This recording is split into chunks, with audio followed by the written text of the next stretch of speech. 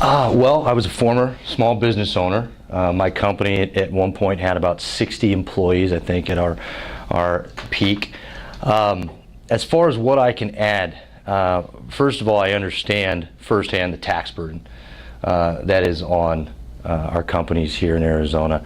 So, and I think everybody will address that. We need to address the business property tax and the business income tax and lower those to make it easier for us to make a profit, and thus it put more money back into the economy. But beyond that, I think it's important to take our title and use it as a magnet to bring investors to our local economy.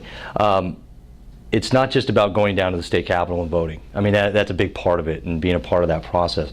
But I intend on using my position as a legislator to find local investors to invest in local companies. We've gotten to the era where it's so easy to invest in the stock market. It's so easy to invest in these corporations that we have no idea really what they're doing. We couldn't tell you if they were using child labor in some other country. We just look at it and we purchase stocks. I think especially today, we need to make an effort as the leaders of the community to pool people's resources here locally, getting Gilbert residents to invest in Gilbert companies. And I think I definitely bring that to the table. It's not something that I hear being done a lot. I also sat down with the mayor just last week and talked to him about using my experience in sales to go out and seek out new businesses and bring new businesses here to Gilbert. And I want to go out of state. Now, we have to do a lot of things before we make this state attractive to businesses, and it's a multi-pronged attack. But I want to go out and seek businesses out, which will only benefit everyone in this room, because the more people we bring to Gilbert, the more business we bring to Gilbert, the more our businesses benefit.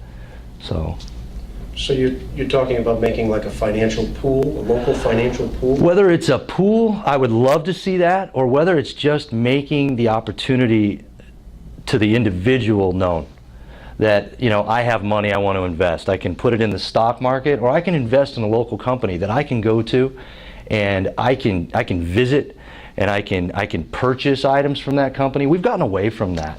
One thing I noticed when as a small business owner, here I was, the banks, I was a number to the banks. They would plug me into a system, and they would spit out, you know, what I was worth and what they were willing to do for me. And I think when you start discounting the personality of the person, when you start discounting the individual, you get what we have now.